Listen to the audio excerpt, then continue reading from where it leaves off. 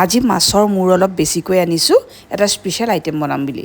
এই আইটেমটো স্পেচিয়েল বুলি এই কাৰণেই কৈছোঁ, যিহেতু এই আইটেমটো মই আগতে কেতিয়াও ঘৰত বনাই পোৱা নাই। আচলতে ফ্ৰাই কৰা মাছ খাই ভাল পোৱা এওঁ আৰু ল'ৰাটোৱে আজি বনাবলৈ লোৱা মাছৰ আইটেমটো খাবনে নাই সেই সম্পৰ্কে আগতে মোৰ ধাৰণাই নাছিলে।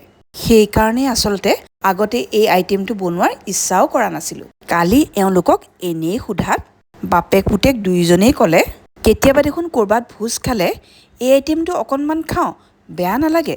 সেইবুলি কোৱাৰ কাৰণে ভাবিলোঁ, তাৰমানে খাব। সেইকাৰণেহে আজি এই আইটেমটো বনাবলৈ লৈছোঁ। আইটেমটোৰ নামটো ইমান দেৰিয়ে মই কোৱাই নাই নহয়।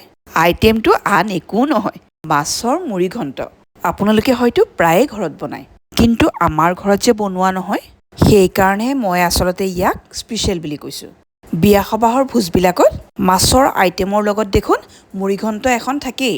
তাত মুড়ি ঘণ্টখন খাই ইমান ভাল লাগে, সেইকাৰণে আজি ঘৰত বনাই চাব বিচাৰিছোঁ যে সেই ভোজৰ টেষ্টটো উঠাব পাৰোঁনে নাই। পিছে টেষ্ট উঠাবলৈ আইটেমটো ৰহন দি বনাওঁতে বহুত কষ্ট কৰিবলগীয়া হ'ল।